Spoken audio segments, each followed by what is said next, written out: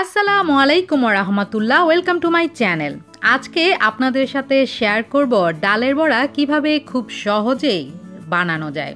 এই তো দেখতে পাচ্ছেন এখানে আমি ডাল বাটা নিয়ে নিয়েছি। এই ডালটা হচ্ছে মটর ডাল। নিয়েছি মরিচ গুঁড়া, নিয়েছি হলুদ গুঁড়া, নিয়েছি গরম মশলা গুঁড়া আর নিয়েছি আদা রসুন পেস্ট। আর এই তো এখানে নিয়েছি পেঁয়াজ কুচি, মরিচ কুচি ও ধনে পাতা কুচি।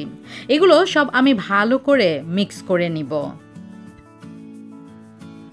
ডাল বাটাটি সব কিছুর সাথে এভাবে মিক্স করে আপনারা আগে তেলটা একটু ভালো করে গরম করে নেবেন।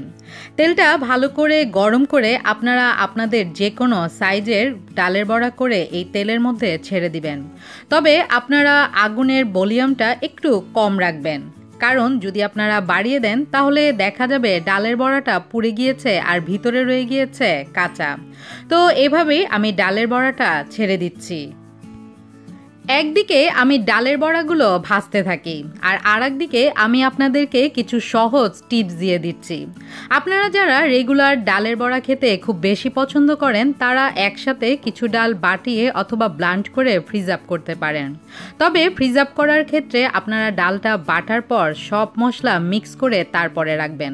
তবে হ্যাঁ, পেঁয়াজ, কাঁচামরিচ আর ধনে কুচি ছাড়া অন্যান্য সব মশলা দিয়ে যদি আপনারা ফ্রিজ আপ করেন, পরবর্তীতে আপনারা যেদিন বা যখন খাবেন তখন ফ্রিজ থেকে আধা ঘন্টা আগে বের করে রাখতে পারেন। আধা ঘন্টা পর আপনারা পেঁয়াজ কুচি, কাঁচামরিচ কুচি এবং ধনে কুচি টাটকা মিক্স করে যদি আমার মতো করে ডালের বড়া বানান তাহলে স্বাদ গন্ধ একদম অটুট থাকবে। মনে হবে এখনই যেন ডাল বেটে সাথে সাথে ডালের বড়া বানিয়ে খাচ্ছেন। আপনাদের সাথে কথা বলছিলাম আর আমি কিন্তু ডালের বড়াটা এই পিঠ সেই পিঠ করে ভেজে নিচ্ছিলাম। ডালের বড়া ভাজার ক্ষেত্রে যে শুধু আপনাদেরকে ডুবো তেলেই ভাজতে হবে তা কিন্তু নয়, আপনারা এটি সামান্য তেল দিয়েও ভেজে নিতে পারেন।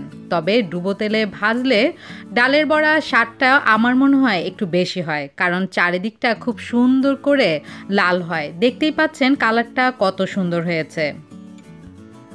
বাইরের অস্বাস্থ্যকর ডালের বড়া না খেয়ে এভাবেই খুব সহজে বাসায় তৈরি করে খেয়ে নিতে পারেন ডালের বড়া। আমার এই ভিডিওটি যদি আপনাদের ভালো লেগে থাকে তাহলে অবশ্যই একটি কমেন্টস করবেন, লাইক করবেন, আর যারা সাবস্ক্রাইব করেনি তারা অবশ্যই আমার চ্যানেলটি সাবস্ক্রাইব করে নেবেন। আজ তাহলে এখানেই আমি আপনাদের কাছ থেকে বিদায় নিয়ে নিচ্ছি। সবাই ভালো থাকবেন। আল্লাহ হাফেজ।